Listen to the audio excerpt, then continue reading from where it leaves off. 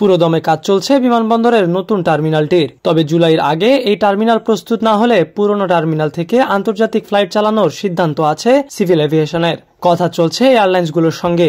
এখন শুধু অপেক্ষা আইকাও এর স্বীকৃতি। এরই মধ্যে আইকাও এর স্বীকৃতি আনতেও কাজ শুরু করা হয়েছে।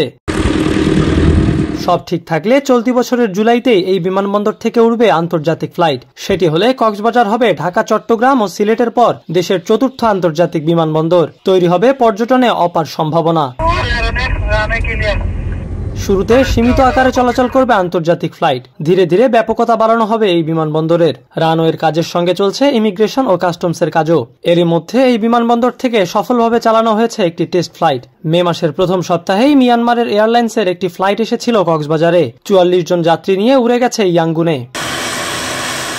ইতোমধ্যেই কক্সবাজার থেকে ইউনান প্রদেশের রাজধানী কুনমিংয়ে সরাসরি ফ্লাইট চালাতে আগ্রহ দেখিয়েছে চীন।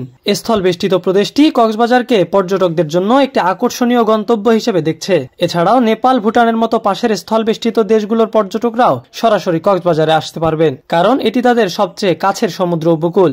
সেক্ষেত্রে আন্তর্জাতিক পর্যটকদের সেবা প্রদানের জন্য কক্সবাজারে প্রয়োজনীয় অবকাঠামো ও বিনোদনের সুযোগ তৈরি করতে হবে।